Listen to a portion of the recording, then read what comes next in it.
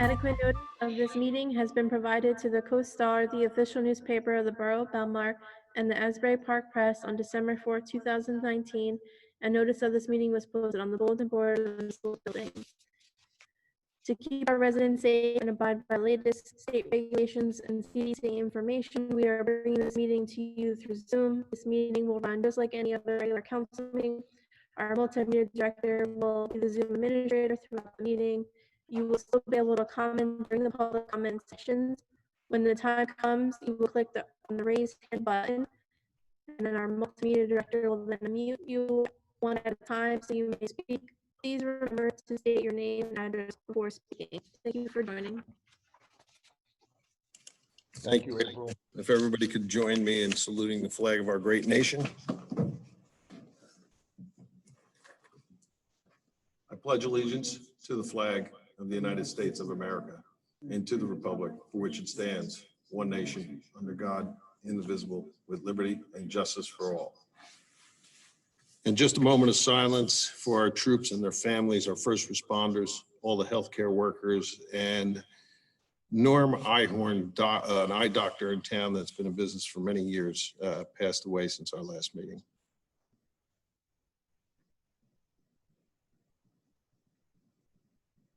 Thank you.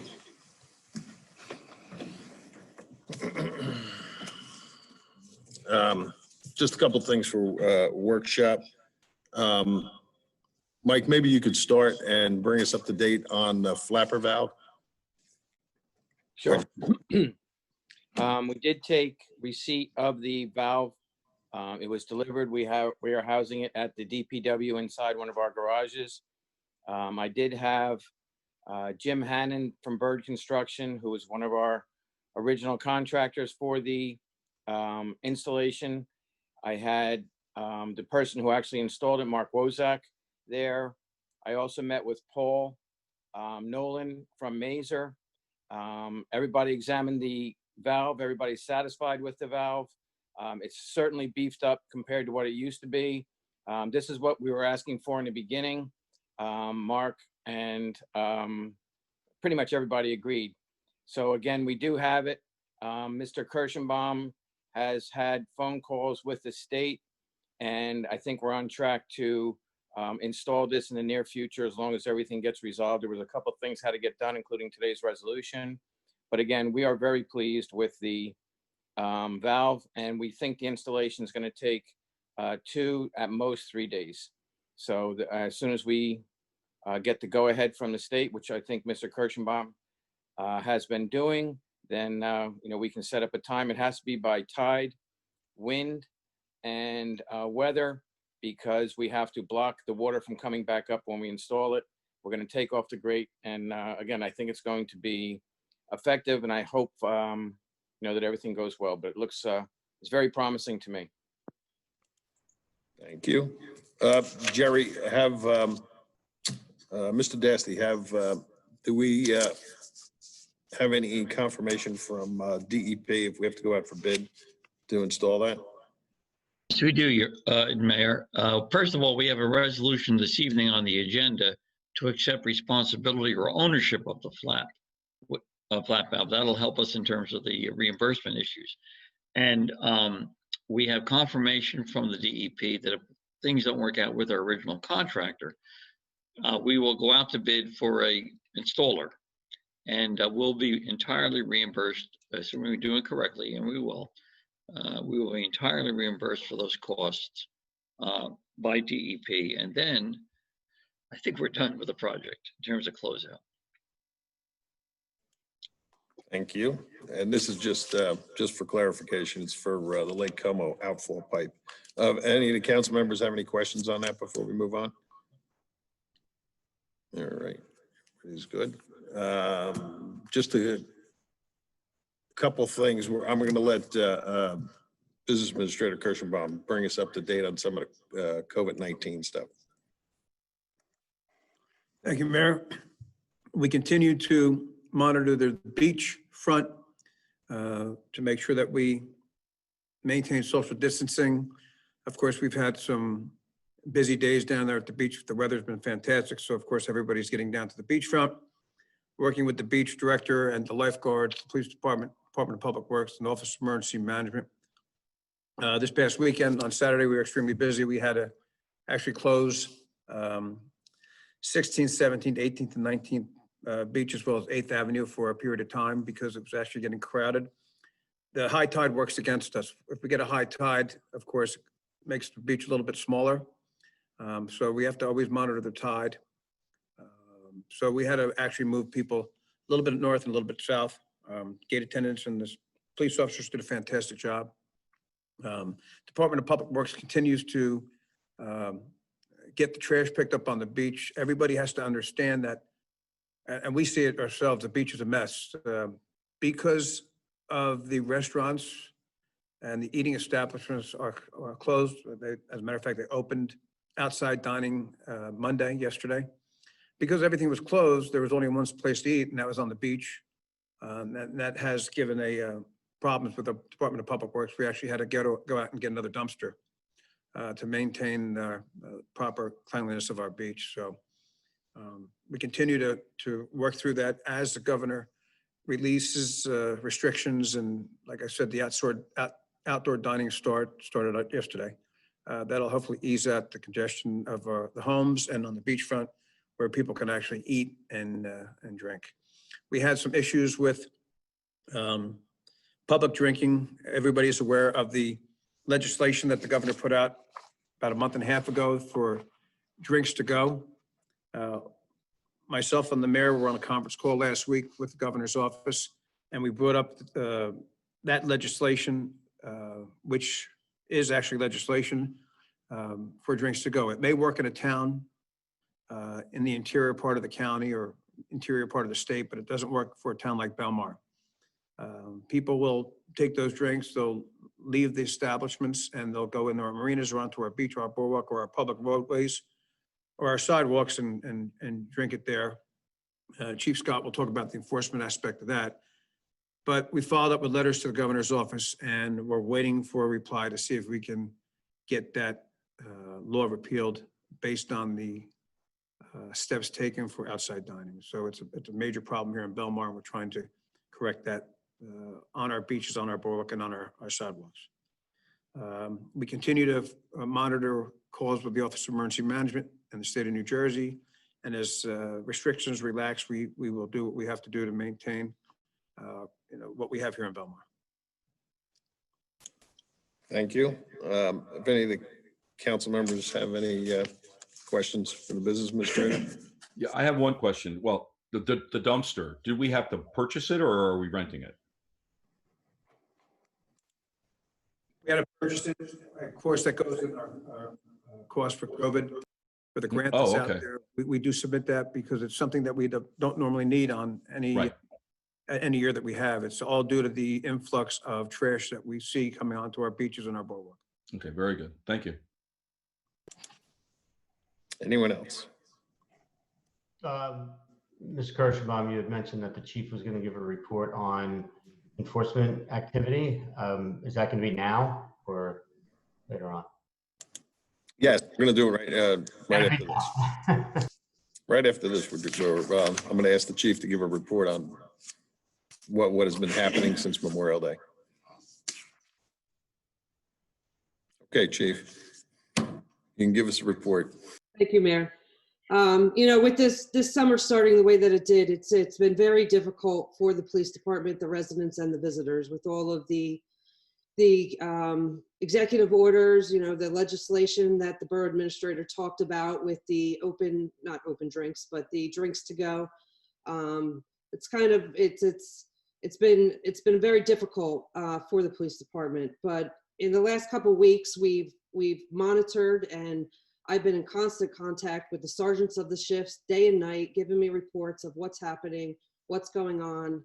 And this past weekend, for the last 3 weekends, we've had what used to be called the noise car, which is 2 to 4 officers in regular clothes and in plain clothes, out patrolling, handling the quality of life issues, handling the noise summonses and the noise complaints, which has helped a lot due to the fact that our numbers for the class 2 officers that work at night are down. They are still in the academy, but there is light at the end of the tunnel. We will be getting some of them out at the end of this month. Next week, we will be getting 8 more Class 1 officers, which are going to be split between the day on the beachfront and at night working with the Class 2s so that more areas can be covered. You know, the areas where all the summer rentals are.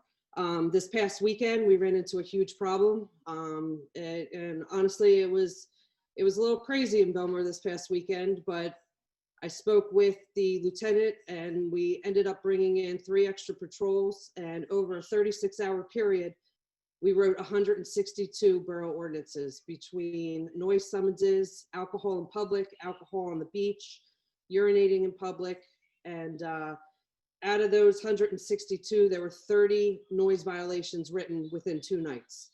They were out there and they were enforcing the noise ordinance, the alcohol in public, and addressing any issues that had arisen.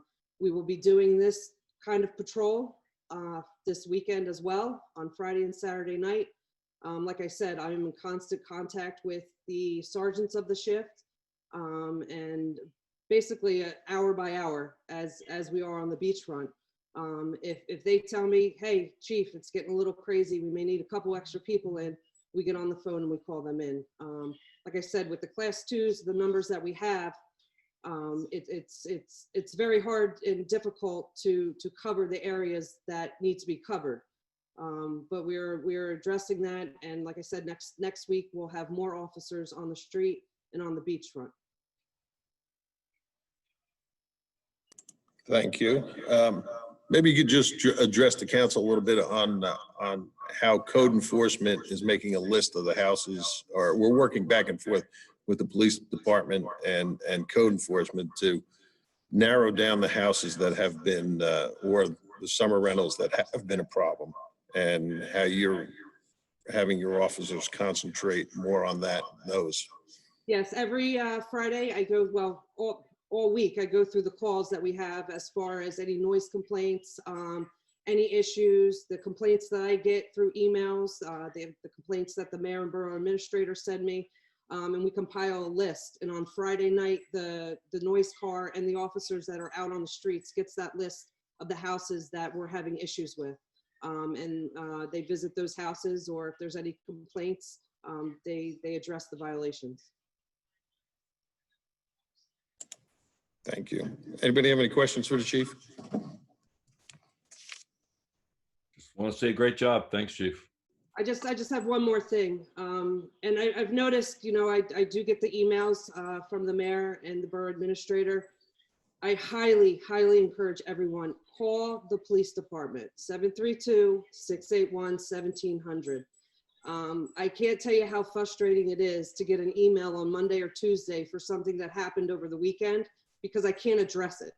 I want to be able to address it when it's happening. And, you know, if it's an email to me, I am constantly, again, on my phone. So call the police department, email me, and we will address it. Chief? Yes, thank you.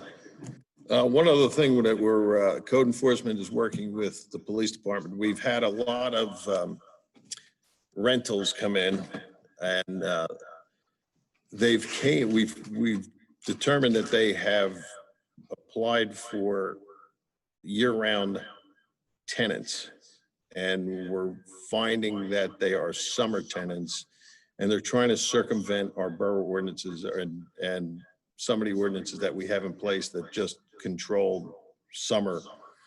So we've asked the chief to take to go to the detective bureau with those and do a full investigation and find out which landlords have applied for year-round license when they should be summer. And we're going to be working on that through the summer to figure out, did they fraud, was it fraudulent towards the borough of Belmar, and we're going to take action. So that's one of the things that the detective bureau is going to be working on along with code enforcement. And we're just finding out some of these houses now, and we're going through the list of who applied where. So That's the other thing the police department's working on in the detective bureau. If anybody has any questions on any of that. Mayor, I have a question. Can you hear me? Okay. Chief, I see over in the marina, there's a police substation. Is that used frequently, or how is that trailer operationalized in your overall? I believe it's operational right now. They do use the officers that are assigned to the marina will use that to take a break, get out of the sun, have lunch, but other than that, it's that's pretty much what it's utilized for right now. Okay, thank you. The only question I have is about the Friendship Force. How has that been working out? Eddie? French Force, we have about 16 people that have volunteered right now. They're down at the beachfront at all different hours of the day, and they are working out tremendously. They are a kinder, gentler force down there to remind people about social distancing, about wearing masks, and also for informational services where badges can be purchased, or if we close down a beach, to direct people to other beaches. So it can't be overstated how well they're doing. I can appeal to any residents listening that if they'd like to volunteer and join the Friendship Force, just contact myself or Frank Sinelli. We have a whole schedule out there. I know Council President Brennan is involved, and it's just a really, it adds a nice personal touch to the town for this Friendship Force to work through for our visitors and for our residents. So it's working out exceptionally well. Yes, thank you, Council President, for being on our volunteer Friendship Force. If you want to add anything to it so everybody knows. Thank you, Mr. Mayor. I got to tell you, it's one of the best things about it being back, because I worked the gate for so long, and being back on the boardwalk and seeing, I still see people that used to be my guests at the gate that I worked at. One of the things I'm very impressed with is how much people are willing to try to social distance on the beach. We don't have to tell people once they get on the beach, oh, you got to move. They're definitely doing it themselves. That part's been great. Really, really, it's very, very encouraging. And, as I've been down there, if I noticed something that I thought needed to be addressed, I've let Mr. Kirschenbaum know and let Mr. Campbell know. And I really appreciate the fact that they address those things right away. And, every little thing that we can do just to make it simple for people to know what they're supposed to be doing as far as social distancing and how to line up and where things are, along with the regular questions that people always ask at the beach. Where's the bathroom? Where is this? Where's that? It's really, really, it's nice to be able to help people out, to make them feel welcome, and to see them doing the personal responsibility that we all need to make sure the beach stays open. Thank you. Great job. The only other thing on workshop is you'll see we have in one of the resolution items is the temporary budget. Our CFO tells me that there had to be 2 line items on the temporary budget that had to be adjusted and amended. So that's why that's on there tonight. I don't know if anybody got a chance to talk to them, but it was 2 line items for the beach that had to be adjusted. That's why that's on there tonight. So I think that's all we have for workshop. Anybody else have anything? Okay, so we'll move on to petitions, which we have none. April, approval of the minutes.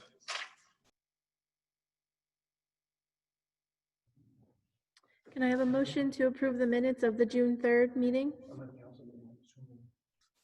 Motion. And a second? Second. All in favor? Aye. Aye. All right, reports council, Councilman Carvelli. Thank you very much, Mayor. Hope everybody is doing well. We had a Harbor Commission meeting last Tuesday. We held it outside at McCleary Park. It was a nice evening outside. A lot of people down there, a lot of activity.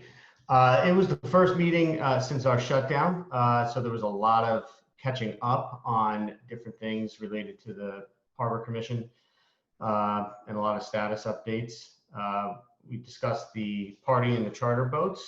They had reopened on May 17th, and it sounds like they are getting the ability to have more and more guests on as they go out, which is good because we want them to do well, because we definitely don't want to lose any head boats down in the marina. That's income and revenue for the town, and we want to make sure we maintain that. The other thing that we discussed was the slip occupancy, and we have a comparison between 2019 and 2020, and basically we come out exactly where we were last year. So the good news is that through all of this, we haven't lost any slip occupancy, and I would say we are at. I am looking for the totals, and I don't have them, but our it looks like our total we have the same occupancy. We're not at 100% occupancy, but we haven't lost any boats, so that's a good thing. The other thing that I noticed here is that we have a 24-person waiting list for jet ski slips, which is interesting. If we can get more jet ski slips somehow, that would be great. The other thing is we have a waiting list of 226 people for kayak storage, and this has been a discussion that we have, I don't know, every month at the Harbor Commission meeting about how many kayak racks should we have, where should we put them, is it going to be in the way of the boaters somehow, and back and forth, but suffice it to say that there's a significant wait list, and that's money opportunity that we could seize for additional income down at the marina should we find a suitable location. We also discussed the new fuel pricing structure, which we passed at the last council meeting, which basically gives us a range on the fuel prices on the dock, allowing us to be competitive and also reasonable, so that our pricing isn't totally out of whack. So instead of nailing our pricing, we have a range. So that was something that other people down at the marina appreciated. We also talked about ramp operations. It sounds like the shed was kind of in a spot where it was inconvenient somehow, and I think they either moved it or they were talking about moving it. I'm not exactly sure. Maybe Councilman Brennan can comment on that one, because he was at the Harbor Commission meeting as well. Other than that, the BBP has been on pause, but they are attempting to have a meeting tomorrow on Zoom. And then the planning board, our next meeting for that is July 20th. So between now and then, I'll have some more updates, but for now, that's my report. So thank you very much. Thank you. Councilman McCracken.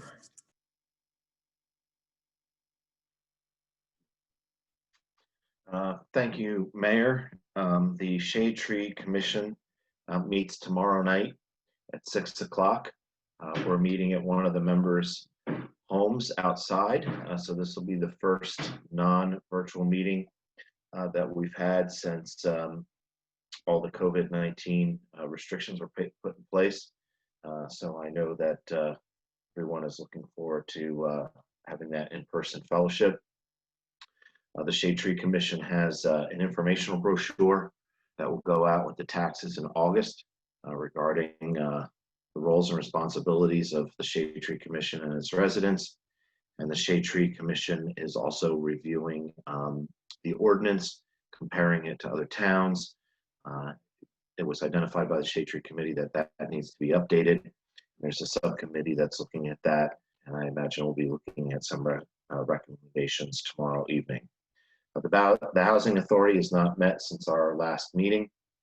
We meet the first Monday of the month, so we'll meet the Monday before our July meeting. But as a commissioner, you're required in the first 18 months to complete 5 classes. to continue as a commissioner. I just completed my fourth last Saturday, Principles of Redevelopment.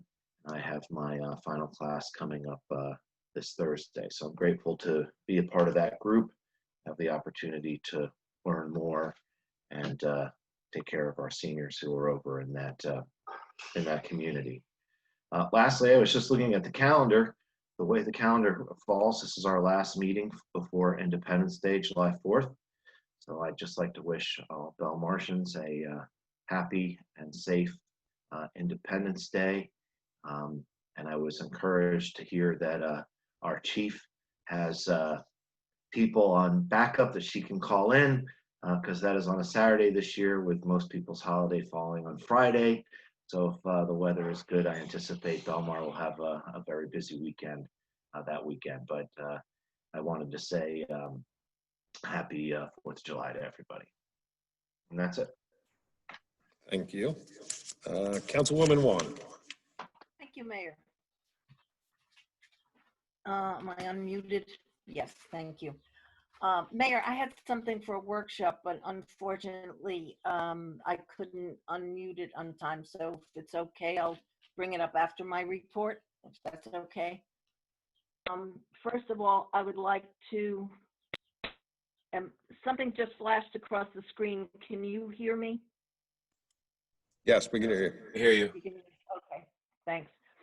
I would like to thank Borough Administrator Ed Kirschenbaum. This weekend in the South End was horrendous. There was a meeting in my backyard of residents from the South End who came and, of course, were pretty upset about what was going on. Poor Ed took a little beating, but he's a big man. And I'm very proud of him. I'm very proud of the chief, because I have to say, when that meeting was over, Ed went out, and within two and a half hours, everything was shut down. It was fantastic. The response from Ed, from the chief, from the police, from everyone involved was, I couldn't be more proud. We just couldn't believe it. Everything was shut down. It was wonderful. Sunday was fantastic also. They were on top of everything. You have no idea how much the people in the South End appreciate everything you've done for us, because we've had it rough here the last couple of weekends, but it was just fantastic. Our police department couldn't be nicer. They were just fantastic. I can't say enough about them. The response was just so quick and decisive. It was incredible. Again, thanks to Ed, thanks to the chief, our wonderful police department, and everybody involved. You made the residents in the South End really happy, and we thank you so much for it. We had a community policing meeting last night, and it was nice to have it. We had it actually at the courthouse, and it was with the remaining zones, part of the South End, the West, and the North zones. And as the chief said, the most important thing is to call the police, call the police, call the police. You can call your block captain after you've called the police, just to make a record of it so it's there. But like the chief said, if we complain about something but there haven't been any calls on it, there's nothing they can do. So please remember to call. It's very important. And that's about it. Hopefully by the next meeting, we'll have our ADA meeting, and we'll have our Parks and Recreation meeting, and get back on schedule with those. That's it for me. Mark, I had a question in workshop, and I couldn't get on. Is it okay if I ask you now? Sure. Okay, you and I had spoken about this a while ago, about, for lack of a better word, a parking authority or some such entity, to take away the burden from the police, because we really are short. And we had spoken about some kind of volunteer, retired teacher, somebody, to just give out tickets, just do the parking, and take that burden off our police department. I don't know if that's still a possibility. Is it something to think about, just to kind of help out? I know we've been talking about it, but as you know, we've been so busy and tied up with this COVID-19. I know we talked to talked about it with the chief coming up in the spring to say, you know, if we're going to be short some people this year, let's start to take a look at doing a parking authority with just people that could work for the summer and don't have time to go through the academy. Right. And just to write parking tickets, but with everything that was going on, got put on the back burner with everything else. But, you know, we're working on it. You know, we have the Park Mobile going right now, and I'll discuss that during my report. Okay, thank you. Council President Brown. Thank you, Mr. Mayor. Okay, so I was at the Harbor Commission meeting with Councilman Carvelli. He heard more than I did. That was the day I hiked 12 miles in the heat, and I made it to the meeting, and I remember we were talking about a lot of things. One of the things that was the nicest about the meeting was usually at that time of day, if I'm down by McCleary Park or Elstree Beach, I'm paddling on the water, so I don't actually see what's going on in the park.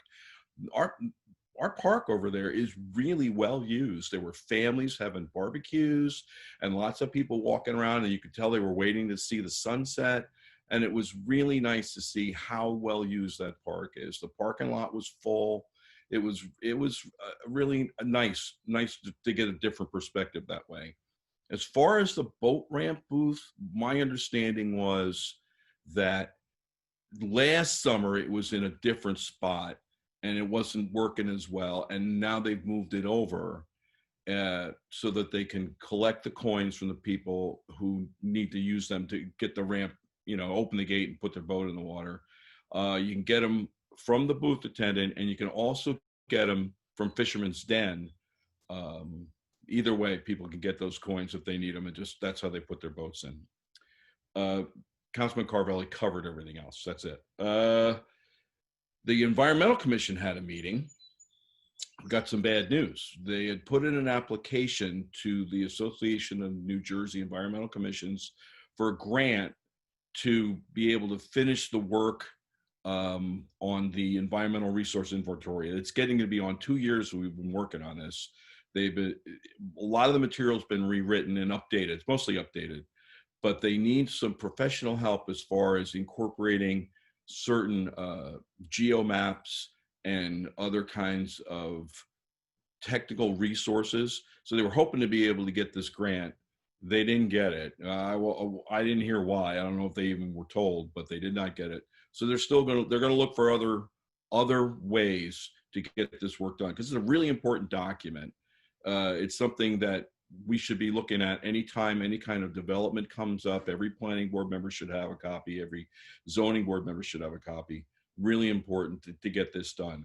The other thing that they discussed was the quality of the water in Silver Lake. That's kind of an ongoing discussion.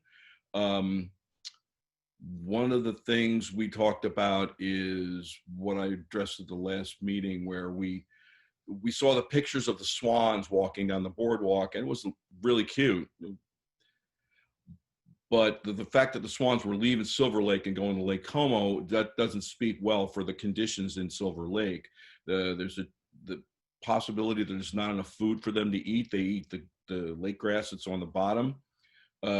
Environmental Commission Chairman Ed Lippincott said there's also a huge snapping turtle in Silver Lake that he's seen many times over the last couple of years. That could definitely be a problem for the swans, and they're young.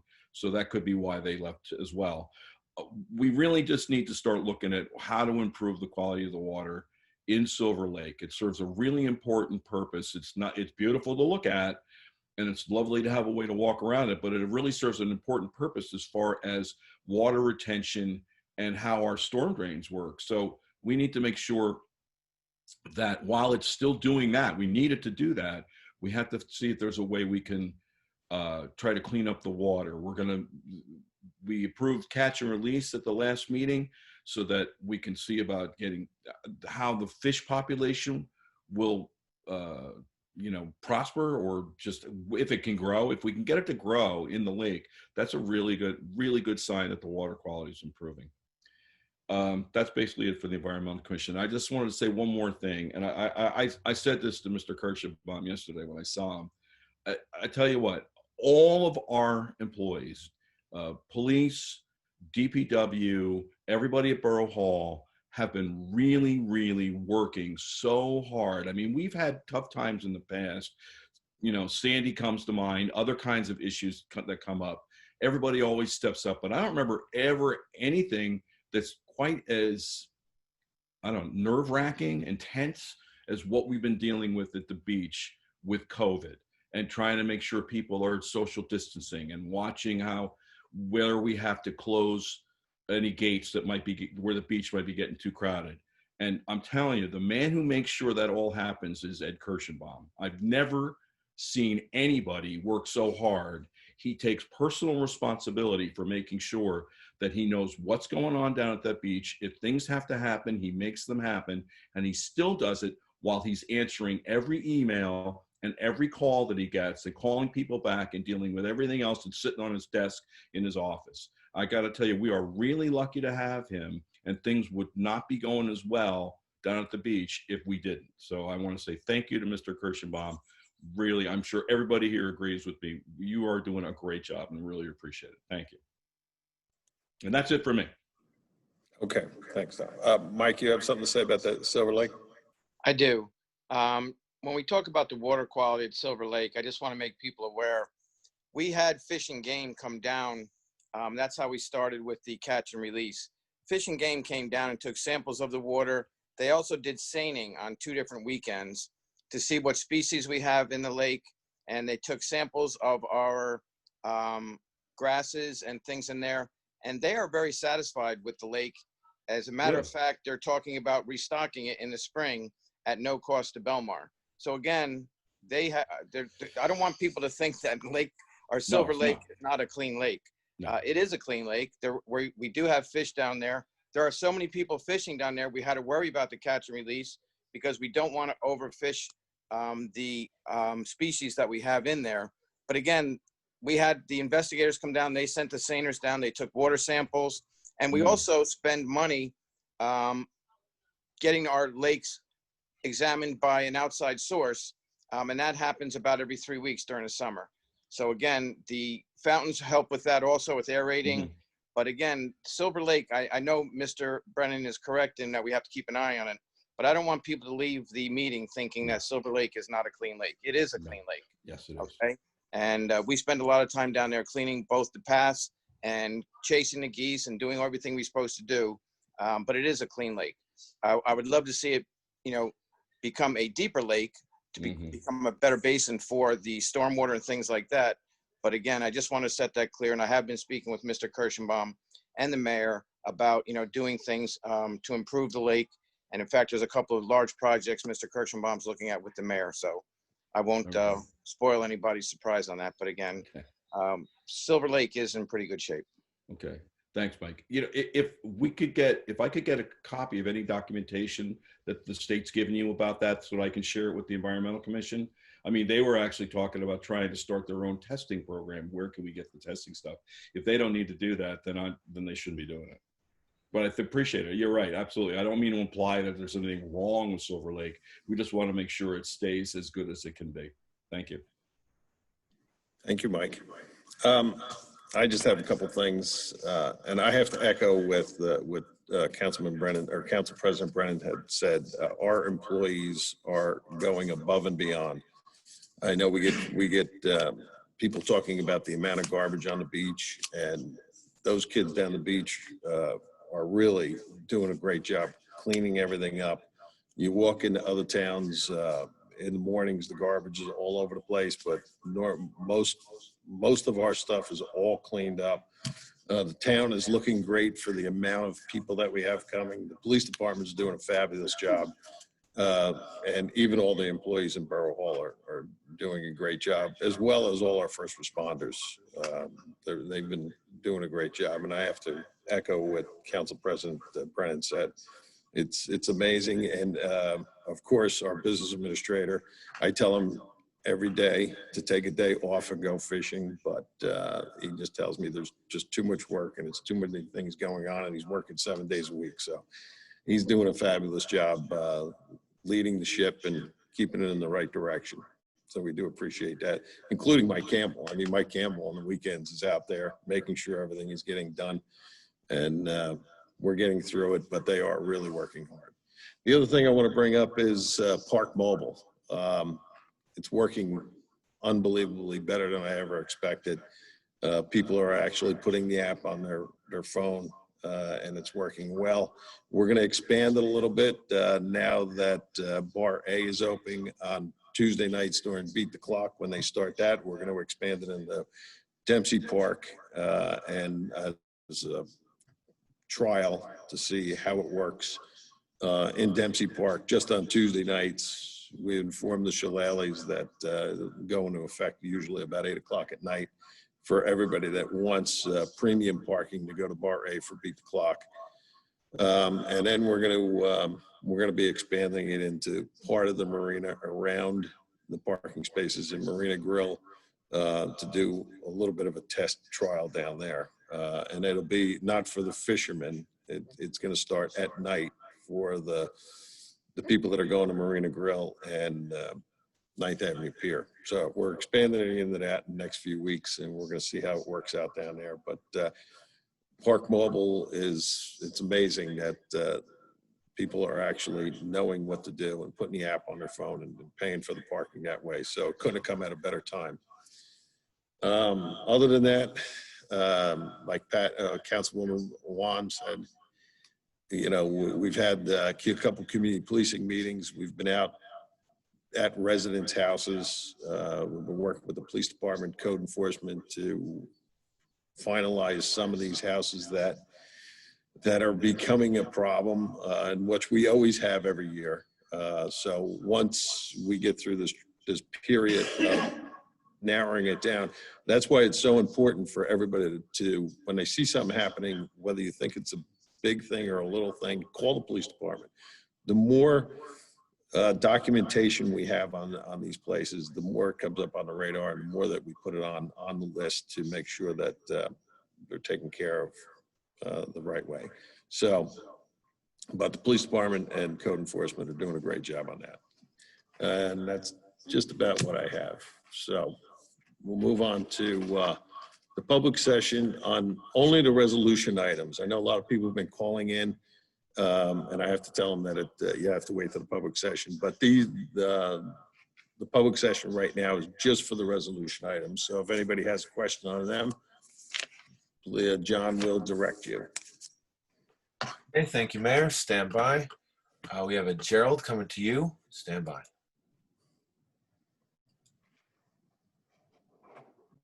Stand by.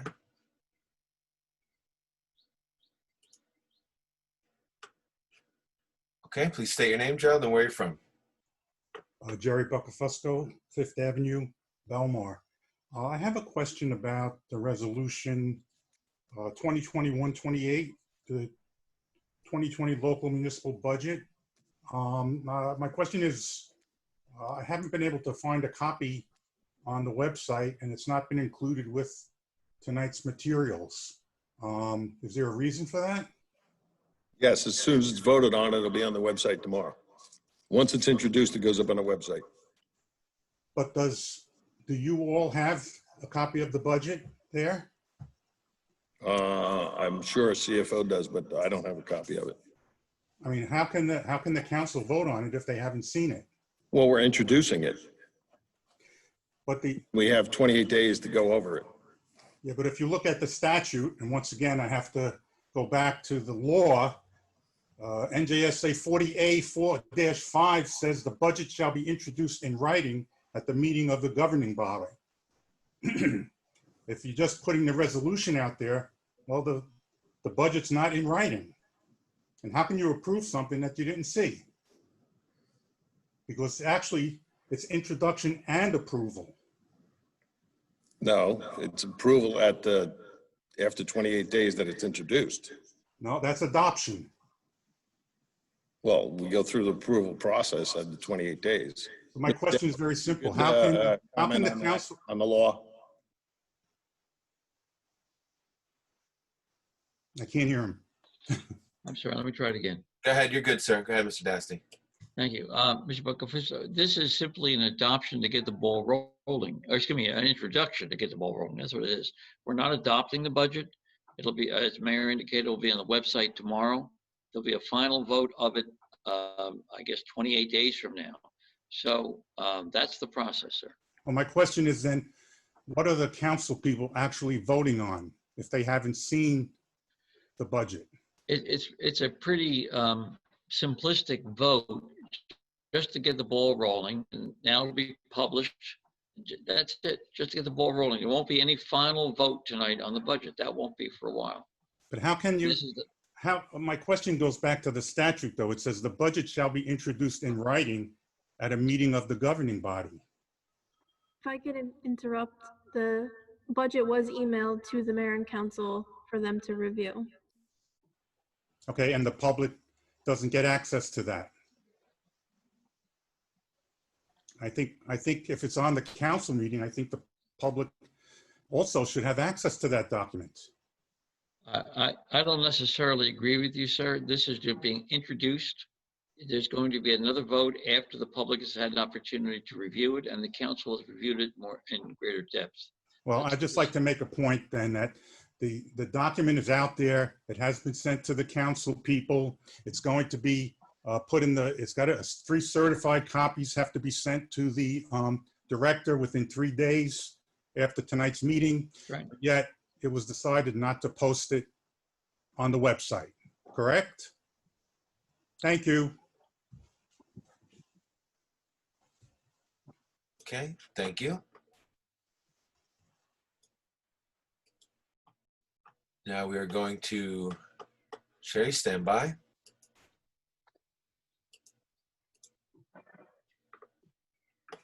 Okay, Sherry, say your name, where you're from, please. Hear me? Yep, I hear you. Sherry Russo, 1218 Briarwood Road in Belmar. Mike, I have 2 questions. One of them, would the budget then be coming back to be posted to the public before it's voted on? Or is that not the way it goes? Yes, it gets posted tomorrow after this vote. After And the then there vote? will be another vote, Ms. Russo. Okay, and my other question is, do we know how much municipal taxes will increase because of this budget?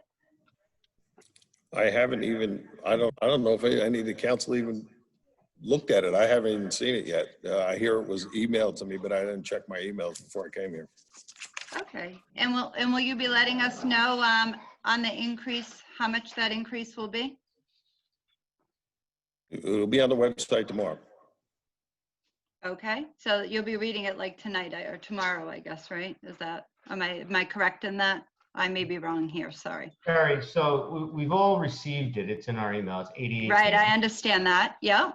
So I haven't had an opportunity to thoroughly peruse it to understand all of, I'm sure I'll have a number of questions and be going back and forth with Borough Administrator and the CFO to fully understand it. So Right, I understand that also. I'm just, I guess maybe to clarify my question is, I maybe, don't understand how you will be able to thoroughly do that and then have an answer by tomorrow. Maybe I thought that would take a little longer. I know you're thorough. No, I don't think what's going to go up on the website tomorrow, correct me if I'm wrong, it's preliminary. There can be changes. You're correct, Councilman. Yeah, thank you very much. So what you're going to get is what we have. So over the next 28 days, we'll be hashing out what's in it and if there are anything we want to revise or change or get questions answered. Ms. Russo, if I could, this is simply the council's okay to put it on the website as recommended by the CFO. There's no final decision. As you've heard, there'll be a lot of vetting back and forth. Right. So this just gets the process started, that's all. All right, I thought it got the process started until what you talked about being posted up tomorrow. That was a little bit different than what I knew. Okay, I will check back at the next meeting. And can I, nope, I think that is all for this question, sorry. Thank you very much. Thank you so much. Stand by. Okay, looking for hands. And I do not see any more hands. Mayor? Can I have a motion to close the public session? Motion. Motion. Second. A second? Did somebody second that? I did. Oh, thank you. All in favor? Aye. Okay. Next, we have a motion to approve the resolutions as listed on the consent agenda. Second. Okay. Councilman Carvelli, Yes. Councilman Juan, Yes. Councilman Brennan, Yes. Councilman McCracken, Yes. Mayor Walsifer. Yes. Next, we have Resolution 2020-130, the resolution to void previously adopted Resolution 2020-124. I put this on separate in case Councilman Carvin wanted to recuse. Just to go over this, we transferred this liquor license last meeting, but when it went up to the state, the person that was selling the license, which would have been the salt license, didn't pay all the fees at the state level. So it got sent back down to us to put it on for tonight, to void it until he gets all the state fees paid, and then it'll come back on. You need a motion? Yes. I'll make the motion. Mayor, and the letter that we have still supports from the chief, supports this transfer when everything is satisfied with the state and and then we will introduce a resolution again. Is that how this works? Yes. That's how it will, yep. Do we have a second? Second. Second. Okay, Councilman Juan, Yes. Councilman Carvelli, Yes. Councilman McCracken, Yes. and Mayor Walsifer. Yes. Okay. Okay, next we have the first ordinance is 2020-26. This is second reading and public hearing on the bond ordinance for the fire truck. If anyone from the public has a comment or question on this bond ordinance, please raise your hand. Okay, we have a Jason that came in a little after we stopped the open session, so I'm just making sure that he's not for that for later. Stand by. Jason, is this for this part? No, I'm sorry. I just have a question for the very end, the Q&A open general question. Okay, I'll keep your hand up and we'll get that when it's time. Thank you, sir.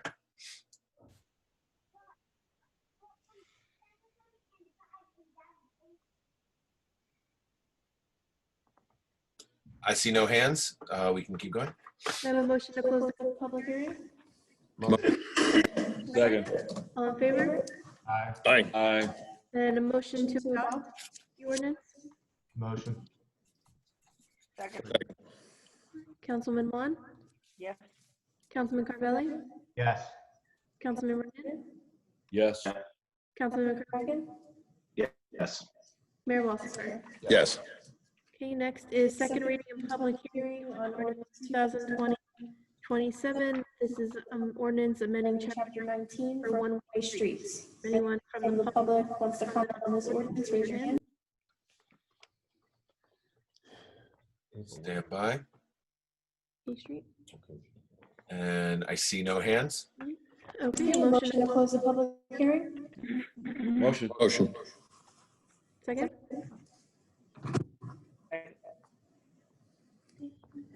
And a motion to adopt ordinance 2020-27.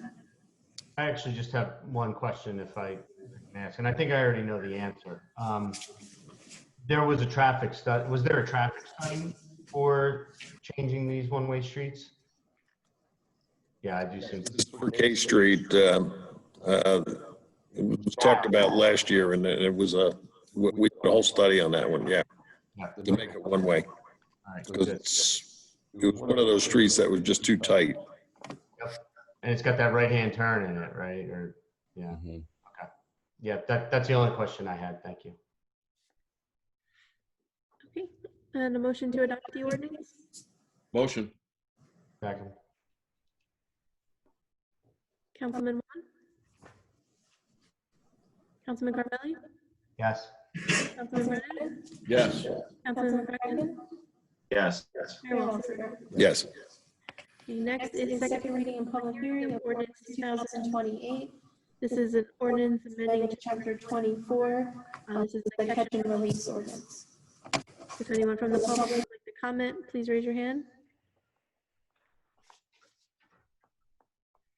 Oh, we have one. Stand by. I have a Eugene. Stand by. Mr. Kramer, sir. One moment. Mr. Kramer, sir, go ahead. Say your name. Eugene Creamer, 4th Avenue. Hi, Mr. Kramer.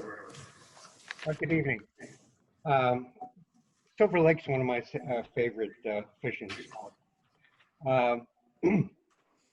Now, adopting rules regarding fishing in Silver Lake. I mean, Silver Lake is a freshwater lake. Actually, all freshwater fishing rules are the purview of the NJDEP, and you can find that in Title 27 of the state statutes. I did a little bit of checking, and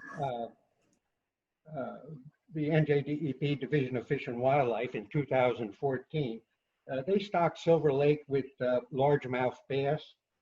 By the way, all the stockings that they had done are what they consider fingerlings. They are smaller fish, and they're put there to grow to be a catchable size. And by it's kind of a coincidence today, June 16th is the start of the second half of the largemouth bass fishing season in New Jersey. They also stocked bullhead catfish, bluegill sunfish, and the department or the Division of Fish and Wildlife, they keep meticulous records of all the fish that have been put in Silver Lake. And the last time that I can tell that they actually stocked the lake with fish was back in 2014, and the numbers are available. I guess one thing we should all understand is the revenue from the sale of New Jersey freshwater fishing licenses pays for the stocking program. There is no alternate funding provided by the state or taxpayers in the state of New Jersey to pay for the stocking of fish in freshwater lakes. Other than Monmouth County, they buy different species of minnows from the Hackettstown hatchery to provide some mosquito control. And I don't know whether they've done any stocking in Silver Lake, but if they've done any, if Monmouth County has put some of these mosquito eating minnows in our source system, you could bet that they likewise have found their way into Silver Lake. I find the attempt of the town to adopt any special fishing rules is in direct conflict with the rules adopted by the state for the rest of the state. The rules are the same whether you fish in Spring Lake, whether you fish in Manasquan Reservoir, or whether you fish in Silver Lake. I mean, I like the idea of catch and release program, but usually those things normally involve such thing as barbless hooks. And in the state of New Jersey, to the best of my knowledge, catch and release only pertains to trout stock waters. I guess what I'm asking you to do is to not approve this. This is in conflict with state law, and there's such a thing as state supremacy. If you want to support fishing, probably the best thing you could do is buy a fishing license, because when you buy a fishing license or a trout stamp, that pays for the state to raise fish in Hackettstown or Pequest and stock them in lakes and streams. The other thing that you could do is participate if the idea here, the intent here, is to teach people about fishing. The Division of Fish and Wildlife also has a program called Get Hooked on Fishing, Not on Drugs. That would be perhaps a more suitable endeavor for the town to get involved with. And I know a lot of other municipalities and police forces have gotten involved with this around the state. but I cannot endorse the Borough of Belmar writing their own rules about what fish you can keep and what fish you have to release and how you go about doing your fishing. That is adequately covered in depth, in detail by the state regulations. And you get a full copy of those when you do buy a freshwater fishing license. I think you run the risk here if you start putting special restrictions on fishing in Silver Lake. The Division of Fish and Wildlife may decide that, forget about Belmar. They're putting rules on fishermen. And actually, it looks like we've been passed up for the last couple of years. I see that Lake Como has gotten stocked in 2019. I didn't see anything for Belmar. But I urge you not to pass this proposed ordinance. Thank you. Thank you.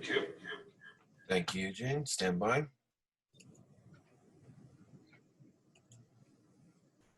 Okay. I see no more hands for that part. Mr. Dasty, can you just chime in on what Mr. Creamer said? Do you have any opinion on that? I'm not a big time fisherman, so I can't tell you that I'm the expert that Mr. Kramer is. My suggestion would be that we adopt the ordinance, and then Mr. Kirschbaum and I will contact the Fish and Game people the next few days. And if it is a violation, I can't imagine how it would be, but if it's a violation, then we'll take the appropriate remedy to avoid the ordinance if that's what it takes. That was my recommendation. I can't comment on the specifics of what Mr. Kramer testified or said, but we can check on that tomorrow. Mr. Dasty. Mike, you have anything to add? Yeah, actually, I did speak with the state references. It's considered brackish water, not fresh water. They had no problem with us trying to do a catch and release. Not talking about licensing or anything else, which is where he was going. I agree with all that. This is just catch and release to put the things back in there until there was such a time that they could come up. So they had no problem with it when I spoke to them. But again, we can get an official. That was from one of their investigating people. It was not from a top person. So again, Mr. Kramer, brings up a point. We'll look at it. But in speaking with them, Carteret has done it. There have been other towns that have done it. That's where we went out and got the ordinance from. So again, I don't see a problem with it. And it was considered brackish water according to the state because of the saltwater content, not fresh water. And maybe that's the difference. Do we need a license to fish in Silver Lake? I never seen anybody with a license down there. Do we need that? Mr. Kirschenbaum and I had both discussed that this week. I do not have that answer. So I don't know. I know there's nobody using one. There's only one gentleman I know down there that fishes with one on his hat. Everybody else is just going in there. And the problem is, and why this whole thing was brought up, a lot of people are just taking the fish, unhooking them on the ground and leaving them to die. And we're trying to stop that. When we go out, we have people in the Parks Department that go out and clean the path and everything every day. And there are fish along the pathway over by the pier. And we're just trying to stop that so people just don't waste the fish and just put them back. We're trying to encourage, the care for the fish. That's all. Okay, thanks, Mike. Okay, I see some more hands, maybe for this segment. Hold on, please. Coming to you, Mark. Mark, are you there, please? You hear me? Yes, I hear you, sir. Go ahead, say your name. Yeah, Mark Pfeiffer, Fifth Avenue. Regarding the fishing, and I believe that, Mike, you're right, that it was considered brackish before Sandy because the ocean water would go in, but I thought it became a freshwater lake after Sandy. And if it is considered a freshwater lake in New Jersey, you are required to have a fishing license for any freshwater lake, whether it's privately owned or what. So you are required to have a freshwater license. If you're looking to restrict people, if it is considered or just enforce the fishing, If it is considered freshwater, you would have to have a license to fish there. We have a call of the state. Otherwise, they can get a saltwater license, which typically is required also. And the saltwater license is free from the state. I think there's a charge for the freshwater license, but the saltwater license is free. I get both every year. Mark, when I spoke to the state, we're still considered brackish because we have our pipe that goes out to the ocean, and we still take in salt water at tides and things. So okay. They're considering it still brackish. All right, I was not aware of that. Yeah, we still have an intake of salt water at high tides and things like that. All right, thank you. Thank you. All right, thank you very much. I think it's Victor, maybe, stand by.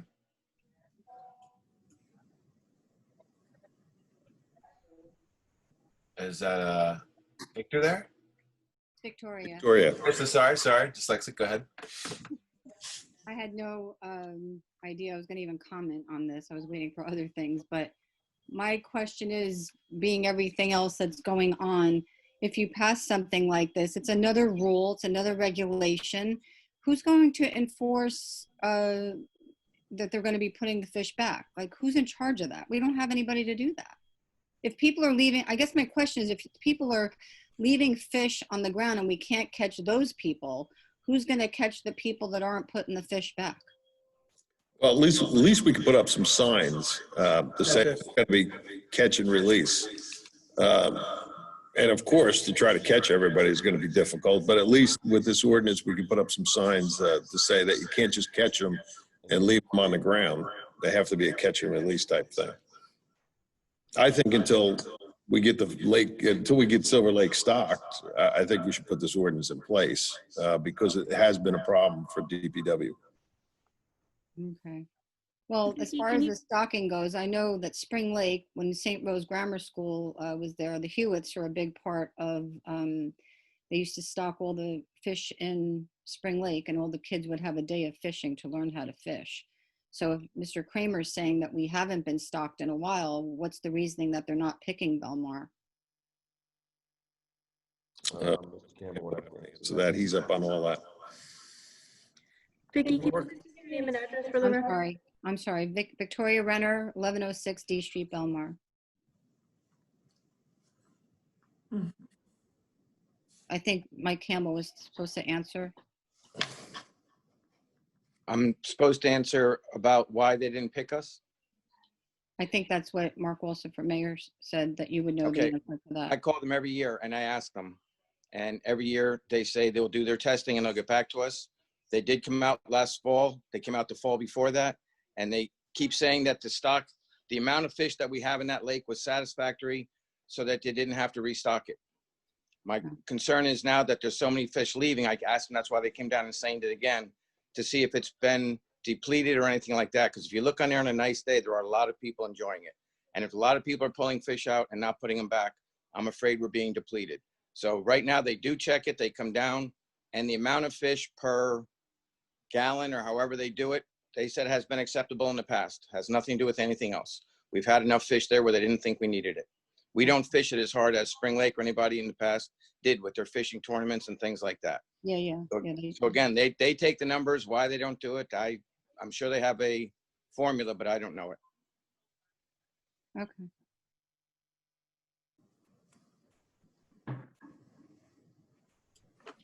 Okay. Yes. Victoria, are you good? Okay. Mr. Dasty, I know you mentioned your recommendation was to adopt it, then look it over, and then we could always repeal it if it's in some kind of a violation. I mean, is it possible just to postpone this till the next meeting till we look into this? I mean, I think Mr. Kramer and some others brought up some good points. I think we all just want to do what's the best for the lake here, but without violating any state code. But I don't know if we don't adopt it, if that voids the whole thing, and then you have to start the process again. Well, I think we could table it till the next meeting until we get an answer. Yes. We could do that. Okay. Because if we approve it tonight, does it go into effect immediately? Well, all of your ordinances take 20 days after the mayor approves them. So you have 20 days on it, 20 days waiting period. Right, so can you pull it within those 20 days if we find there's something wrong with it? Here we go. Can you do what, sir? Can you pull it? If within the 20-day window, we find that there's some sort of an issue, can we just pull it before we hit the 20 days? Well, you can, perhaps Councilman McCracken's proposal is the best. You know, we could kick it off for 2 weeks. And Mr. Campbell indicated that he thought that all was well. We'll confirm it with a higher up at the Fish and Game department and go from there. Come back in 2 weeks. Sounds good. Yeah, I'm also looking at the calendar. I think our next meeting is more than 20 days from today with the way the weeks fall this month. Yeah, we had to change the next month's meeting because of the election. We're going to have it on July 9th. Yeah. Okay, thank you very much. So is everybody in favor of tabling it until the next meeting? Yeah, I'll make the motion. Motion to table.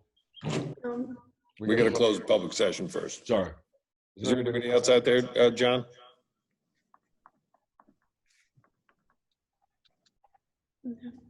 Looking for hands, see no hands. Oh, we have Mark again. One second. Just came up. Mark? You're Is it a regular public session? I'm sorry. No, we're not in public session yet. Okay. Yeah, Mark Pfeiffer, 319 Fifth Avenue. I wanted to start off just say thank you for last night, you know, Pat, Mayor, and Ed, and the police officers for. Mark, we're not in public session yet. We're still okay. on the fish. We're almost there. Thank you. Okay. Thank you, Mark. I'll put a note. I'll put a note, Mark, for you, and we'll get back to you as soon as possible. All right, so a motion to close the public hearing. Motion. Second. All in favor? Aye. Aye. And then a motion to table the ordinance. Motion. Second. All in favor? Aye. Aye. Anyone opposed? All right, and then we have, last one is the first reading and introduction on ordinance 2029. This is to exceed the municipal budget appropriation limits and to establish a cap bank. We have a motion to offer for first reading. Motion. Any second? Second. Okay, Councilman Juan? Councilman Covelli? Yes. Councilman Brennan? Yes. Councilman McCracken? Yes. Mayor Walsifer? Yes. Okay. Now, Mark can come up for public session.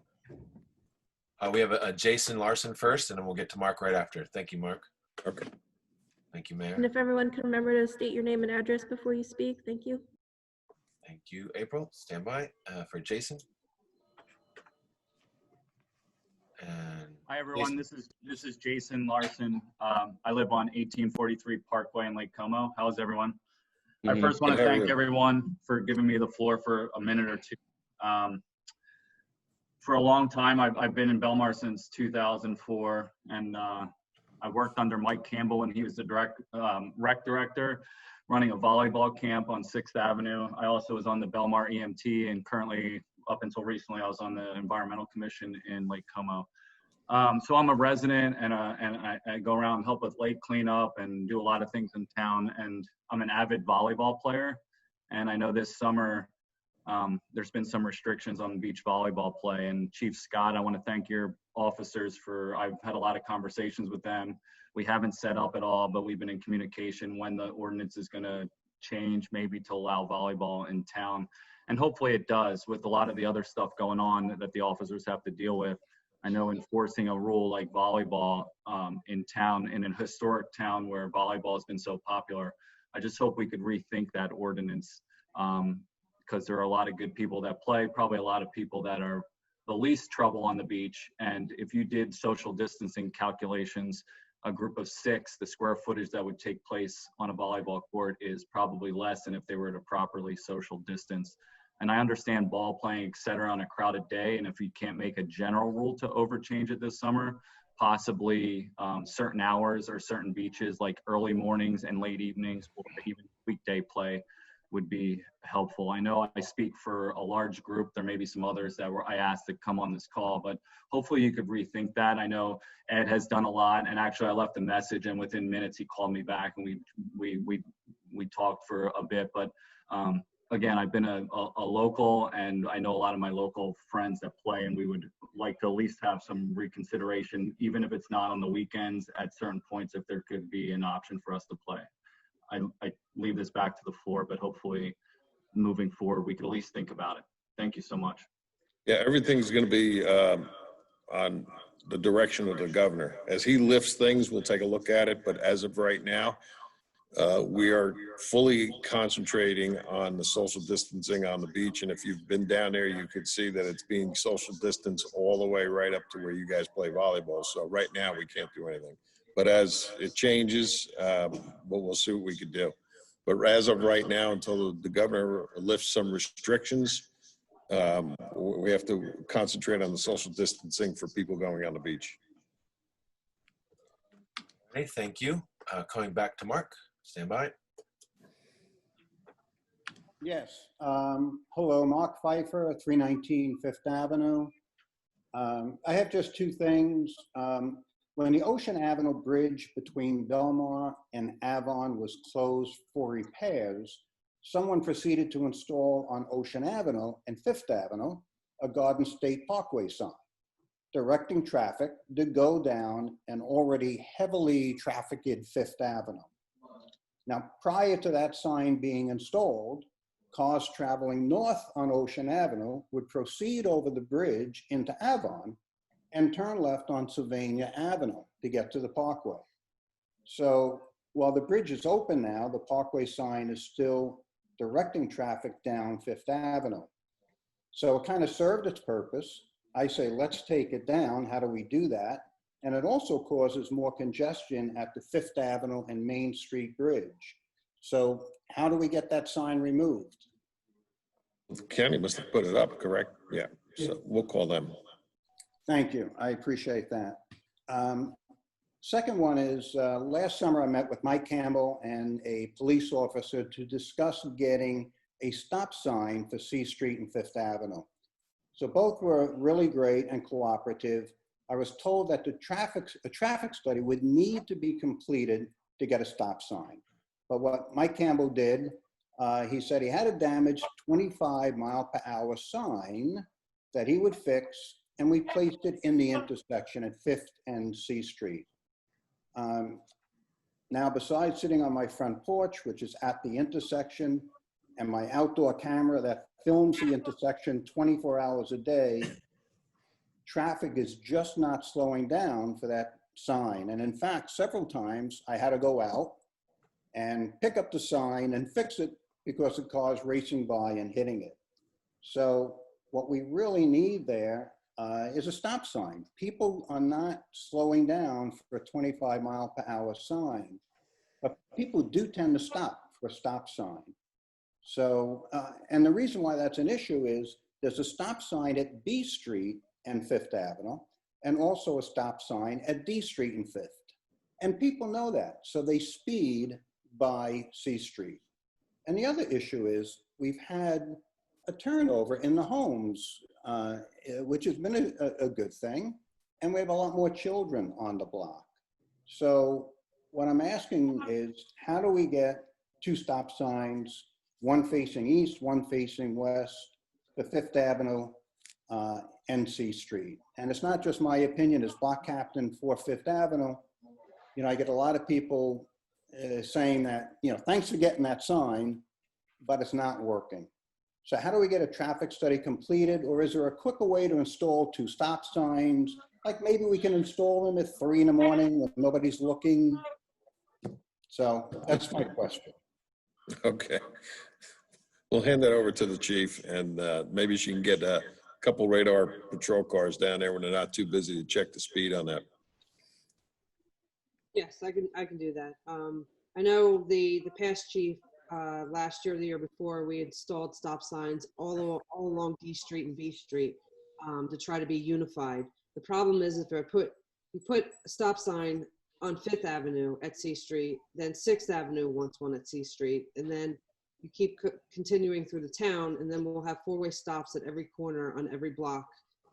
I know some residents would love that, but you know, we just tried to keep it uniform with the B Street and D Street stop signs, and that's where it stopped. All right. Well, maybe you could do some traffic enforcement and see what the speed is. We can put our traffic control sign out there.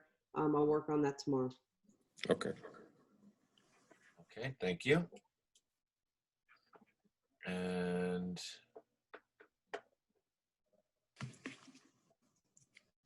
coming up, stand by.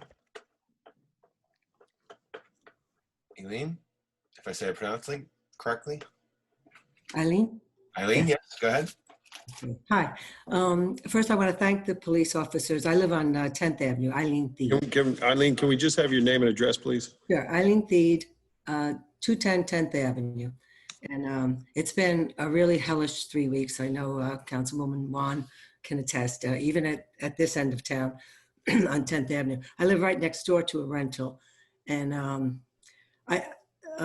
they've already gotten 2 summonses, so I'm pleased with that because, and the police have been wonderful. As I said, I have no complaints there at all. They've been to that address 8 or 9 times since Memorial Day. But a couple of questions I had, only because I really don't know how it works. I know that code enforcement, you know, you get a CO for a certain number of people. And, you know, bedrooms have to be a certain size in order to be qualified for 2. You know, so the house next to me is a 2-family, basically, and it's a total of about 2,500 square feet for both units. So about 1,250 feet for each unit. Each unit has a CO for 8 people because of the way it was built. But to be perfectly honest, 8 people couldn't fit in the living room in these units. You know, they're very tiny, and the bedrooms are just the right size to allow for COs for 2. So I was wondering if there's something, basically that house has 2,500 square feet total in the 2 units, and it has CO for a total of 16 people. And that's, you know, you understand too, I'm sure, that a lot of them bring down their girlfriends and their boyfriends too. So on any given weekend, the backyard is all stone and it's wall-to-wall cars. There's anywhere from 10 to 15 cars jammed in. They have to move like 3 cars for anybody to move out.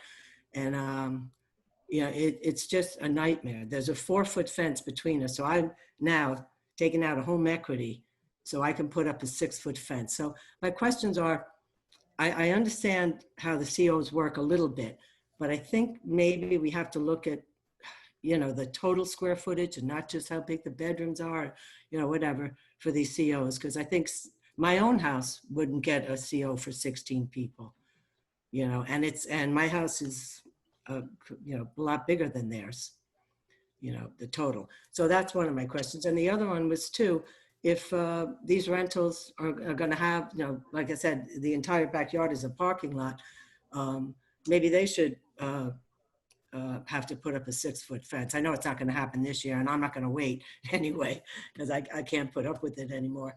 But, you know, maybe that's something we could think about, you know, if they're going to have this many cars on the property, that they should put up, you know, a bigger fence. But we have a 4-foot stockade at this point they have.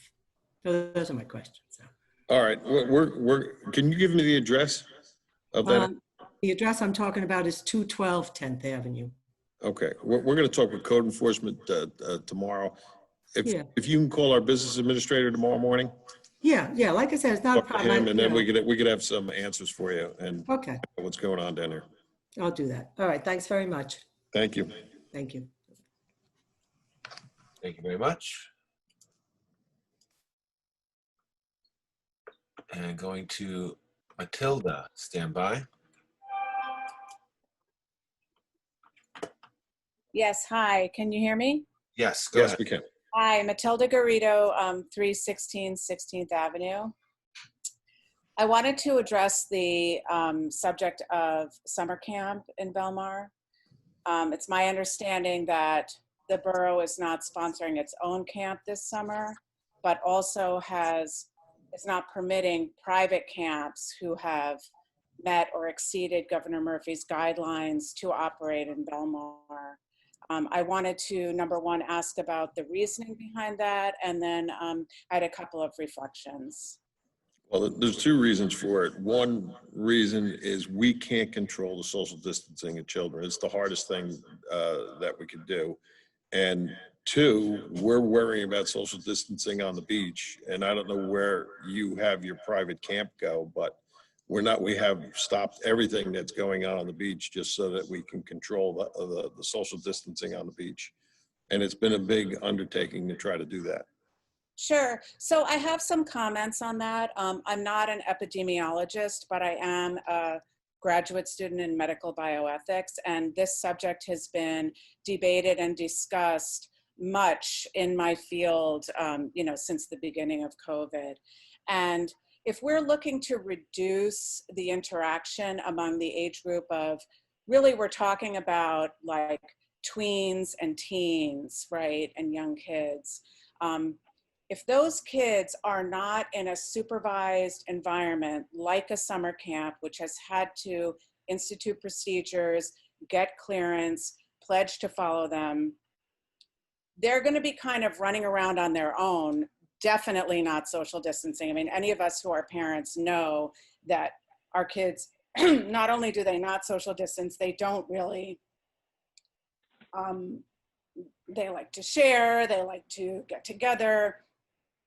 If they're in a camp environment and the camp knows that they are being watched and supervised and they have come up with a plan, the camp is going to be responsible for enforcing that. Not the police of Belmar, not the people on the beach. So I would suggest that from that perspective, it would make more fiscal sense and more administrative sense to allow the camps to be the ones to enforce this, rather than having the parents or the police in Belmar on the beach, at Playa Bowls, at Duncan, on the boardwalk, kind of take care of this.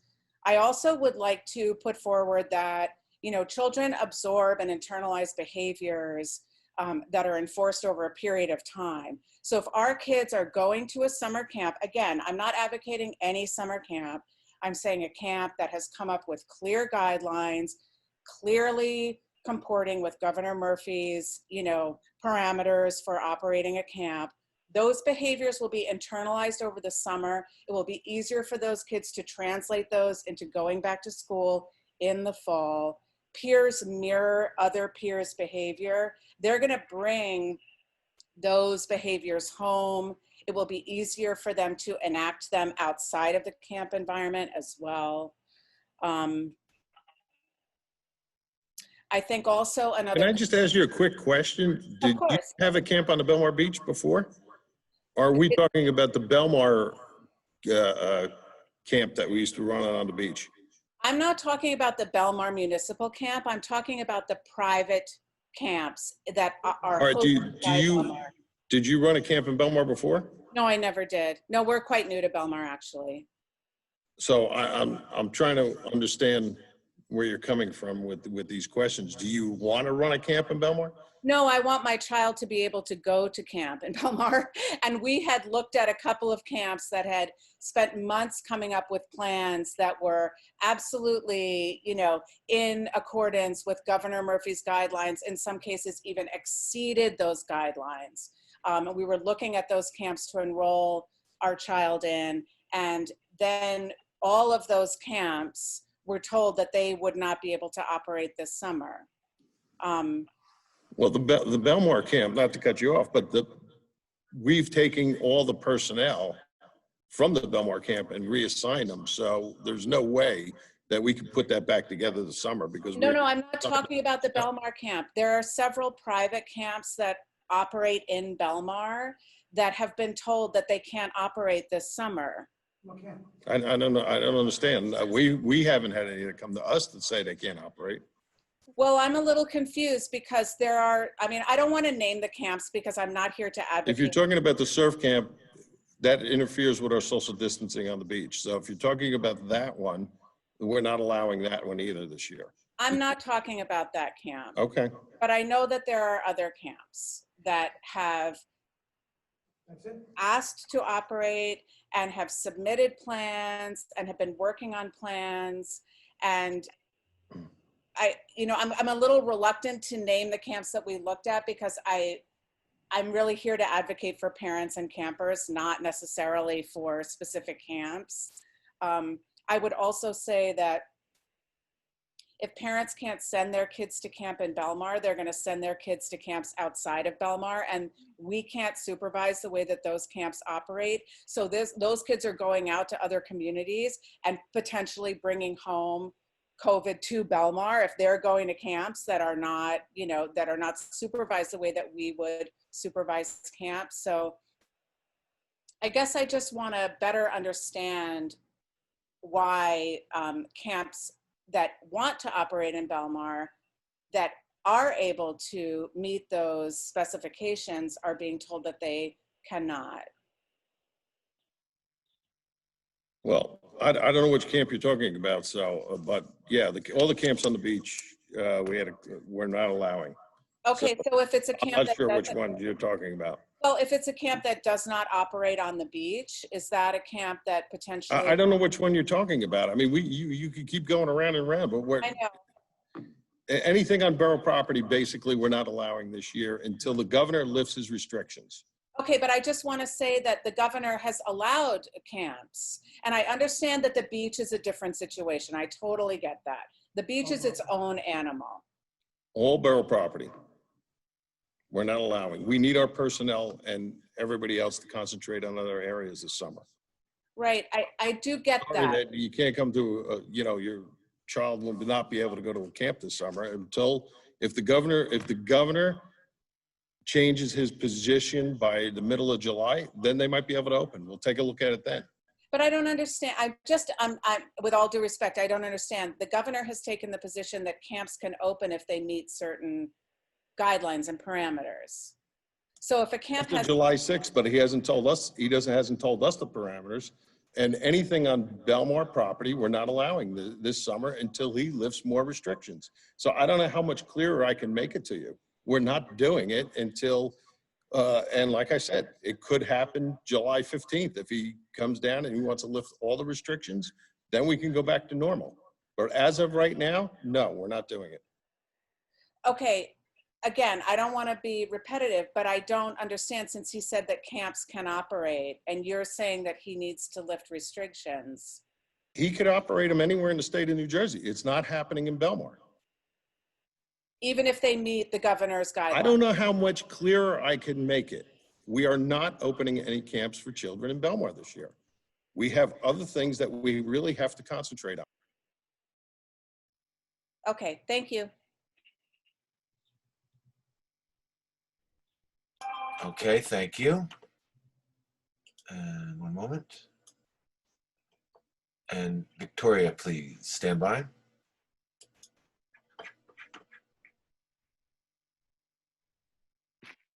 Victoria, Yes. go ahead, please. Victoria Renner, 1106 D Street, Belmar. Hi, Vic. Hi. I got a couple for you. You ready? Go ahead. Fire away. Okay. Number one's an easy one. I'd like my bike rack put back on 12th Avenue. I sent you a little message, but I was told that they're all down like 13th, 14th, whatever. So I went to tie it up to the railings to lock it during the week. And they said, you could get a ticket for it, that I should go across the street, but tying it to a telephone pole like somebody's $2 million house in front of it, I think is kind of dumb. But we have two bike racks at 13th. On two poles. Tried to spread them out the best we could, but we can't have the bikes with the tires going into the boardwalk and try to keep up with our social distancing plan, especially on busy days. So that's why we moved the bike racks around where they would be out of the way. And we tried to put as many bike racks on each block as we can. I know it makes it a little inconvenience for people, but I know we have two at 13th. Yeah, so my point is, right, so I'm 64, I can't drive my car up there, so I'll ride my bike up to the beach with my chair. I don't have a locker, and then I gotta go to 13th and then walk back down to 12th to go to the beach. So I'm asking if, very politely, if they could put one bike rack back, or when I did come back from the beach, everybody followed suit like I did, and we all tied them to the railings, which if you're okay with that, I'm good. But, you know, I don't want to get a ticket as a resident because I don't want to, in the heat, walk an extra block, come back an extra. It's just too much for, we've had it there. You know, like I said, I've been riding my bike up there forever. And if there's anything you can do, I would like them to be put back where we always had them for older people like me. So that's my first one. Anything you can do would be deeply appreciated. Okay. Number two, I heard you guys talk about the trash on the beach. And I know that everybody made a very good effort in the mornings. When you get down there, they start over fresh. Everybody's working hard to keep the beaches clean. However, obviously, for whatever reasons you guys stated that we have more trash, we need a second dumpster. The problem is we saw up there after hours, like say 5 o'clock, people are still up at the beach. It's not cleaned up, and we had high tide, as someone mentioned, come up, and the trash is going into the ocean. So I don't think that's good. I think somehow, I don't know what the answer is to that, but somehow we have to come up with a system, whether it's, you know, who's ever on duty on that part, you know, picking up normally, but it has to be cleared away at least from the water part so that it's not going into the ocean. I mean, we're banning straws and plastic bags, and then we're letting all that crap just go right in, which is terrible. Well, hopefully now that the outdoor dining is open, it's going to alleviate some of the problem. But we do have kids picking up the garbage right up till dark, because I see them out on the beach. But Well, maybe it was just I think those. with the outdoor dining, it's going to relieve a lot of the pressure on us on the beach, because there was nowhere to sit at any restaurants, so they had to get takeout. I saw Frederico's delivering 10 pizzas to the 11th Avenue beach last week, and they were taking them all down there, and it was a mountain of garbage. There was no question about it. And the kids down there and Mike Campbell and his whole crew did a great job cleaning it up under the conditions. Now, hopefully with outdoor dining open, it's going to relieve a little bit of pressure for the garbage on the beach. Hopefully, but you know, we're doing the best we can, especially DPW. They are really working it. Okay, and you guys talked about COs, which was going to be one of my questions. How did all these summer rentals achieve their COs when they weren't being issued till June 1st? And I saw many of them moving in. And as a landlord, I, you know, got my COs because they're year round, but we were told the summer ones would not get it till June 1st. So you stated that a lot of people applied for year round, which I kind of predicted and kind of mentioned to you that people will be sneaky and say, oh, it's a year round. They'll get their CO. Then they're going to, in 3 months when it's over, then they'll say, oh, the tenants moved out. And I see that you said you're going to investigate them, which is great. And I'm wondering if driver's license for the people who are claiming to be year rounds, say, you know, any address at all, that if they have, you know, 6 tenants that are on the lease, if they all show licenses with that address, you know, and if not, then you know somebody's being fraudulent, like you said, and you said you were going to follow through. Yes, we're going to follow up on all that, because between the police department going on some of these calls, we know there's summer rentals and they have year-round leases. So we'll be dealing with the landlords, and as soon as the police department finishes their investigation, we'll see where it goes. Okay, and my last one is about road work. I spoke to you in private about what had happened. Tina, I left you about 3 or 4 messages. Unfortunately, I still haven't heard from you. I did go down and take a look at it, and we are going to measure that one spot to make sure it's 50 feet back, because you're right, it looks really close. So I don't know if Well, now what they did do is I guess the reason I'm bringing it up is it's, it's a chain of command, okay? And I called the week before because this has been, I guess, a 3 or 4 year grant that we finally were getting the road done. I had an abundance of water piling up. I knew this was my only opportunity to try to rectify the situation. They did a beautiful job on the road. They did clear up most of the water, which is great. They did say that the 2 bubble drains that are located, I don't know what they're calling them, bubble drains, that they need to be cleaned out on the street, and that there's still a lot of debris, I guess, in them, so the water is not taking up the whole thing. But my main question was when I had called through the chain of command, I spoke to Ed, directed me to Mr. Campbell. Mr. Campbell had to go through Tina. I had to go to Tina and Scott, and then Chief Scott, and then all of a sudden it was Tuesday and the guys were here getting ready to paint. And I was not happy the way certain things were handled when certain people had showed up, but the one line on the corner here on D Street, the white line has not been put back by the stop sign. And I spent the next day getting them to put the word stop back because it was there. And I saw Mr. Pfeiffer is mentioning 5th and C, that they're having trouble, and Chief Scott would like to keep it unified, which I understand because I fought for our 4-way stop sign. But I will tell you, with the new way that they did the road with the striping and the wording, they put slow on the ones that don't have stop signs. And your mind, as you're driving down the street, when you see the word slow, you almost think it says stop because the other ones say stop, or vice versa. So that might be an answer to 5th and C, or some of those other roads that do not have these stop signs yet, is to print the word slow with a line down, to get people to know that it's an intersection and to have them go slower.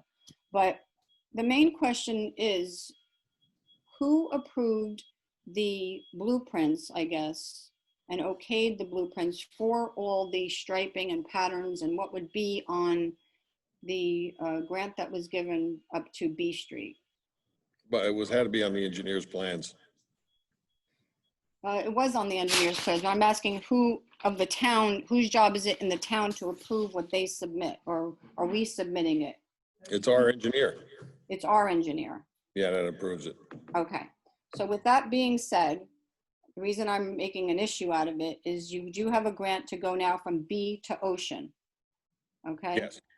And my whole thing that day was not to do something that's done wrong and then have the town come the next day to take it out when it can be done right the first place. And Yes. so I spoke to the engineer about that. yeah, so they did do that. And then you and I had a conversation where I thought it was 30 feet from a stop sign, and you said it's actually 50 feet. So yes. I know Belmar is not wild about losing parking spaces, but on some of these corners, the safety on some of these tight areas, I do think should come first, and make sure that when we approve a blueprint or go for it, that we keep all the residents and traffic safety is the most important. Yes. Thank you, Vic. So with that being said, I need a bike rack and put my line back and put slow down where you can't get a stop sign until you get stop signs. Okay. Okay. Thank you. Thank you very much. Coming to Maria now.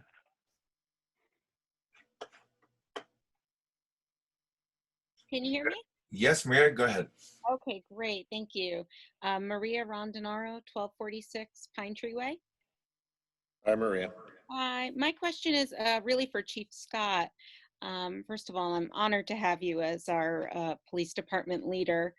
As you know, there's been many protests, both nationwide and local, the Black Lives Matter movement, civil unrest, and a massive public response in the wake of the murder of George Floyd.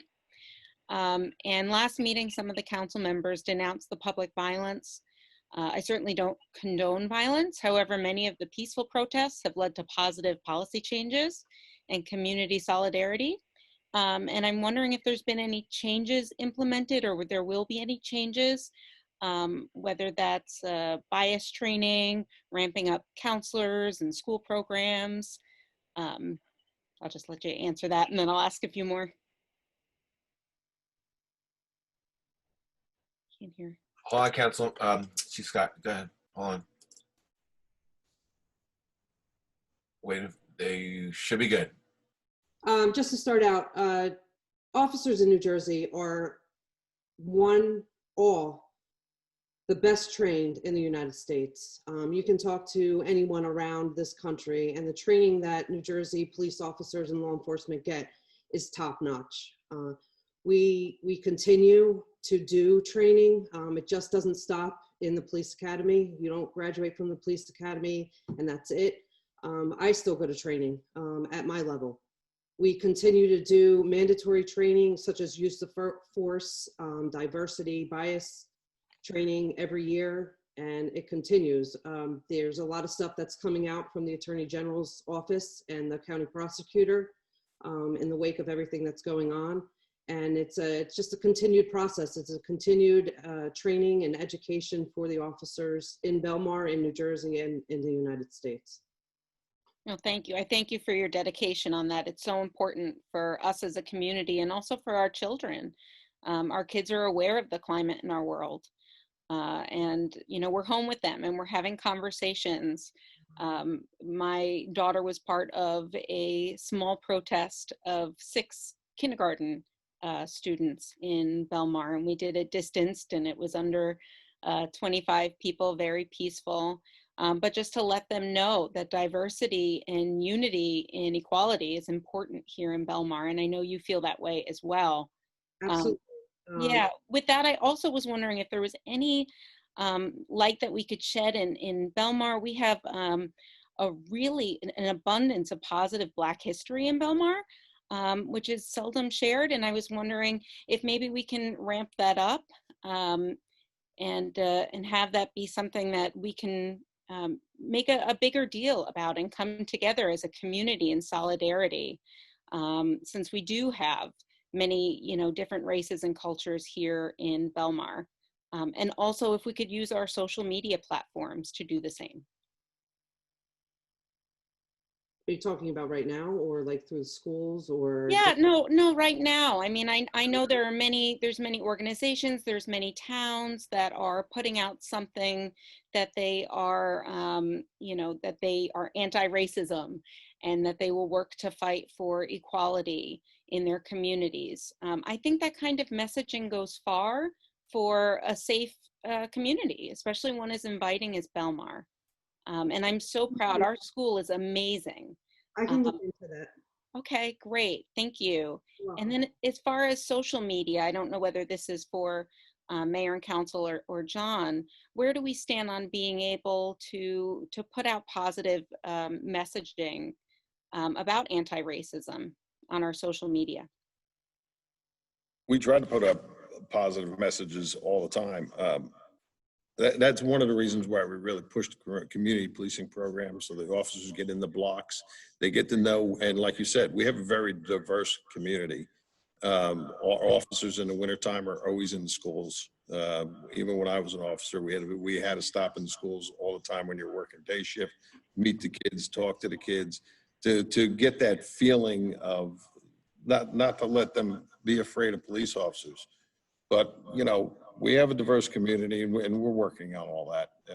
And this time that we are in right now, to tell you we could do it tomorrow, but you know, we'll work on these things because it is so important. And but we do have a diverse community, and hopefully that more people get on our Explore program to be involved with the officers and with our first aid and fire, and with the community policing program, having the officers get in the blocks all the time. It's so important. Yeah, thank you. I'm part of the community policing program, and one of the things that I've advocated pretty consistently is being able to have the officers actually interacting on the blocks and not the not the captains themselves doing, of course I converse with those on my block and in my community and make them aware of things that are going on and all the things that one would expect from a block captain. But what is missing is the gathering of, and of course now we're not gathering, but that kind of communication for the actual residents so that they still know who are their officers that are assigned. So maybe that's something that we can get by, the fall as a goal to actually have the officers on the block.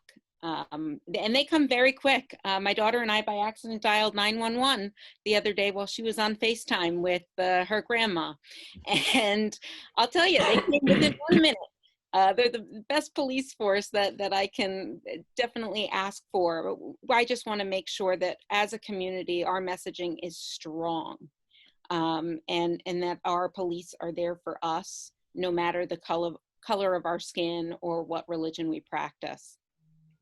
Yeah. Thank you. Mr. Mayor, if I could, I just wanted to tell Maria, I mean, I have discussed some of the issues you just raised with the mayor, with the chief, with the business administrator. And I got to tell you, like you, I think the Belmar police do an amazing job with the things they deal with on a regular basis during the summer. And I think our police force is very, very well trained in the kind of sensitivity that you're looking to be reassured about. I'm very proud of our police department, and I think they are the best trained. And I'm very happy with the training that as it was explained to me. I'm very confident that there will be no issues in Belmar at all. Thank you. Okay, thank you very much, Maria.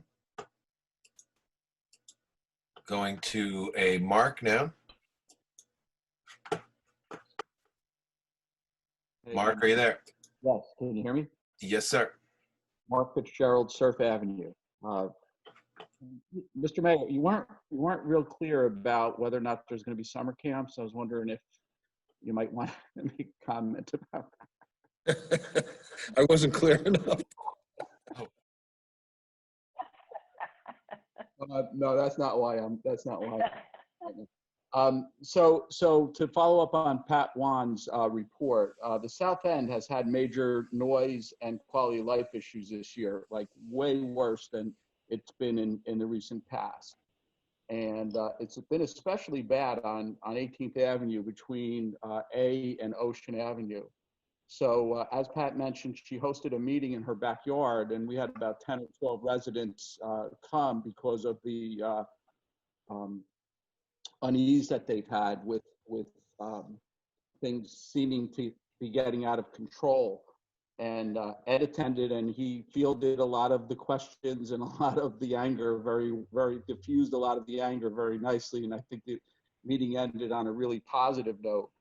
But I think Ed then met with the chief, and I think two of you got together and really put a plan into action that was just excellent. I really don't know what you guys did, but whatever you did, come Saturday night, things calmed down dramatically, and everybody that was at that meeting was very pleased. Grace checked in with everybody, and everybody just said it was effective what you did. So we want to just say thank you, first of all, and also especially keep doing it. Whatever it was, it was effective. And then I just wanted to also mention, and it's come up on a couple of comments already, but the community policing program and the block captain program seems to be working very well. So, I think that communication with the year-round residents and staying in touch with the immediate community keeps the communication going. So we appreciate that. And then on an unrelated matter, but I just want to mention it as a possible source of revenue. Have you guys considered the south side of North Boulevard around Lake Como, making that part of the program for this this parking app that's out there? Because I think with all the cars that are parked from the ocean all the way down, if those became paid parking spots, I think there's an opportunity to deal with some of the, not only some of the crowds that park there, but also generate some revenue at the same time. Yeah, we're talking about that, but before we put that into place, we want to talk to the residents that it affects right in that area and make sure that they're okay with it. And that's why we're doing it in Dempsey. We're starting in Dempsey Park and down at Marina Grill. But what we're planning on doing is over the winter is to talk to different areas of the town to find out the pros and cons of putting the paid parking across the street from their house. So we'll be working on that. Yeah, in general, on the south side of the street, none of the residents really park there. So, and if it could just be like, I don't know if there's limits, but it might be an opportunity, because I would say there's probably at least 30 or 40 spots. Probably underestimating that, but anyway, thank you, Ed. Thank you, Pat, for pulling that together. Grace and I and all of the neighbors in the area can't thank you guys enough for what you did. You're very welcome, Mark. That's great. Thank you. Hey, thanks, Mark. This is Jim. Just regarding the parking on North Boulevard, I saw Mayor Higgins from Lake Como on Saturday, and I think he'd like to be part of he would like to be part of those discussions and any evaluations for that area as well. Because after a certain street B, I think it extends into read only. You had mentioned that to me. Right, and then B, it turns into Lake Como. I'm sure they could use the revenue source as well, but not even the revenue, just dealing with the traffic patterns and things like that. It would really improve things, and there'd be some extra money to boot. So, thank you. Thank you. Thank you, Mark. Going to Angela, stand by.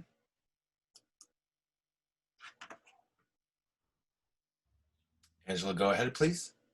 Good evening, Angela Pfeiffer, Fifth Avenue, Belmar. It sounds like from what I've heard tonight that the last 3 weeks in Belmar have been a little crazy. It's even been crazy on the north end. And Chief, I want to thank you for what the police has been doing. I biked down to the south end a couple of times, and it's definitely a little crazy down there. And I'm wondering if maybe we could do some things. I get that we're a shore town, and I get that people come here in the summer, and I have no problem with that, but this is not normal times. And I'm wondering if in an effort to be all welcoming and all inclusive, if we're overburdening our services. So, Bradley Beach raised their beach fees $3 a badge. Avon is limiting their daily beach badges. What's happening is Belmar's not only getting our regular Belmar crowd, we're getting the overflow. I was talking to a friend in Avon, and she said last weekend, I think it was last weekend, Avon stopped selling daily badges at 7:30 in the morning, and people that were showing up, the badge checkers were telling them to go to Belmar. Okay. I have somebody on Fifth Avenue who had a locker on Fifth Avenue. We're supposed to be the quiet end of town. They were sent down to Fourth Avenue. So the crowds are building, and I get that, and I know we can't restrict it to just residents, and that's not what I'm talking about doing. I'm really not, but I just feel that we're getting our regular crowd plus, because the other towns are kind of squeezing them our way, and it's taxing our services. Okay, the chief mentioned we're short people because of what happened, with the academy, and I would think that our first priority is to the residents. Second priority might be to the tourists. I think our first priority should be to to the residents, and I'm just wondering, can we do some things to? I'm not saying kick people out of Belmar, but kind of just keep it down a little. I mean, a couple of weeks ago, somebody called me up and said there was a post on social media, Belmar is open. I said, hey, I heard your beach is open. I'm like, why are we even promoting it? I mean, if people are going to come, let them come, but why promote it? Why not increase our badge prices? We're the cheapest beach in the area by far. Well, that's And I just think it would help something us. we're going to be looking into.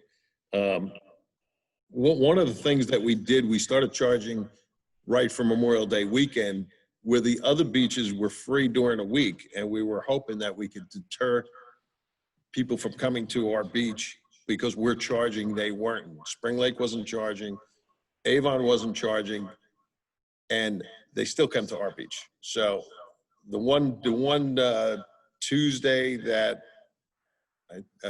we had a big influx of people, Avon's beach was so packed, they couldn't they didn't have anybody to enter for social distancing. And I think some of our lifeguards had to go over and make a couple rescues because they didn't have any lifeguards there. So we tried to do different things, but because of everything that's going on in the world right now, people aren't flying. There's no cruise ships going. Nobody's vacationing anywhere else. And the 195 corridor between Wall, Howe, Jackson, and all the way out to Pennsylvania, they're coming straight to Belmar. And so our team has to be concentrating on the social distancing. I know we're having a bigger influx of people, but I think that's the reasons why. And we're trying to make the adjustments. The only way that we could try to stop the people is put a whole big fence around the town, and we can't do that.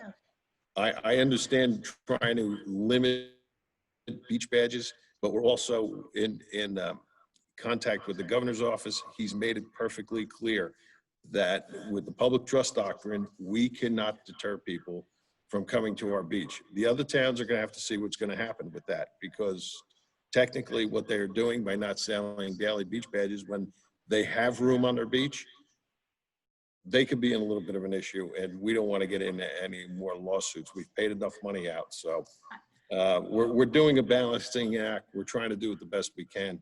Hopefully with some of the outdoor dining opening up, people won't be coming to our beach to just have dinner or lunch.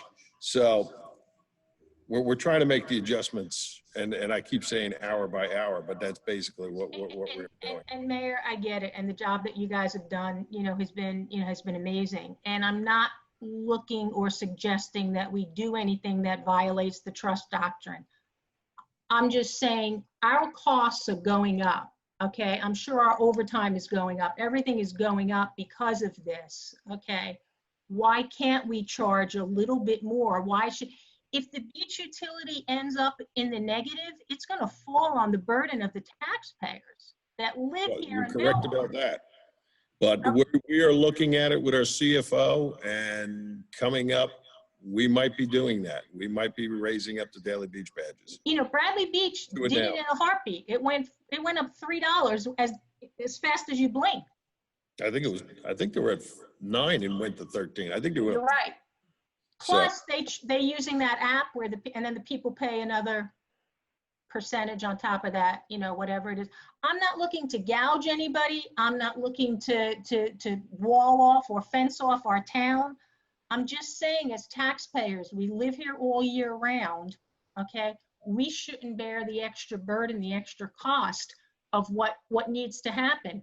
And if we just raise our badges like the other towns, at least then maybe somebody will think twice. I mean, the other thing is the kids are free up to 15, and all the other towns it's 12 or 14. So you got families showing up here, and they're paying 2 badges, and 2 of the cheapest badges in the area. So I just think it would help all of us. It would help the taxpayers financially. It would help the police department, because if we can think about it, if 100 or 200 less people come to Belmar, that's 200 less people that the police have to deal with. Yes. So I would rather do that. I'd rather see them put their time and effort into other things than, babysitting people down. So it's just something if we can think about that, especially since the other towns have done some things. I don't know. I mean, what's involved in raising our beach badges? Do we just introduce an ordinance and pass it? Yep. Yeah, that's pretty much it. We're looking at it, believe me. We want to make sure that the taxpayers aren't picking up any of the burden. Okay. Thank you. I appreciate it. Thank you. Thank you. And we got Robert coming in. One moment. Robert, are you there? Robert, are you there? Yes. Go ahead, sir. Yeah, hi, it's Bob Lynch, 316 9th Avenue. I wanted to go back with a little more detail on the Harbor Commission. We had our first meeting after 3 months, as Councilman Carvelli had mentioned earlier. And I wanted to thank James Polkowski. He put together a report comparing, the 2019 to the 2020. And he had it listed by doc. We didn't have totals on it. We got the report just before the meeting. We actually, there's even better news. We're up 23 slips rented in 2020 compared to 2019. So we're plus 23 slips. So that's some good news. The biggest slips we have are the party boats, and we remained at 8. We had 8 last year, 8 this year. So that they generate, major revenue on the party boats. And then on the charter boat dock, which is Dock J, that's all 50, 60, and 70-foot boats. We actually added 2 slips there. We went from 14 to 16 slips. So again, a positive, and that's on bigger slips, bigger revenue. On the K dock, which is another one of the docks, is up kind of the north end of the marina. Those are 40-foot slips, and we went from 4 to 10, so we had a +6 there on those 40-foot slips. So there was a lot of good news in that report by James, and I just wanted to zero in on that. The other thing, I agree that the parking app for the marina area, this is something the Harbor Commission and the mayor and us have talked about for several years, that where there's a demand for parking, people will pay for it. So I think having this app really makes it flexible, that you can include parking down at the marina, and we can start generating some revenue. And that parking goes 100% to Belmar, not like we have to share the parking on the beachfront. So again, a real positive thing. But just a little heads up on the marina, and thanks. Thank you. All the work that they did for the guys down the marina at all the boat shows that they did, and I know it seemed like a long time ago, that it actually really, they did a great job at those shows, and that's how we were able to get some extra boats in here. So, Mike Campbell and the guys down there who work at the marina are really doing a good job. So chugging along, because I want a waiting list for all the boats. That's right. Mayor, and maybe for the business administrator too, there's always this question that we have a certain number of transient slips that we advertise, and historically, when the marina was built, there was a certain amount of slips that were supposed to be dedicated to transients as part of the Boat New Jersey or whatever it was. But I mean, do we have to have any concern about, do we have to have a certain number of transient slips still? Or does anybody know the answer to that question? Mike Campbell? I do know the answer, and yes, we do. We still have to have the same number according to the state. Yeah, that's to be eligible for any grants or anything else. Yeah, because I thought one time somebody said they actually come down and like kind of check our books or something like that. They come down twice a summer. Okay. Well, depending on what that number is, we're getting close to full occupancy, Mayor. Good. All right. Thanks. That's all. Thanks, Bob. Thank you, Bob. And looking for hands. I see no hands. April? All right, can I have a motion to close the public session and adjourn the meeting? Motion. Second? Second. All in favor? Aye. Right. See Thank everybody. you, everyone. And our next meeting, don't forget, is July 9th. It's a Thursday. We had to move it because of the election on the 7th. But thank you all for attending. Thank you.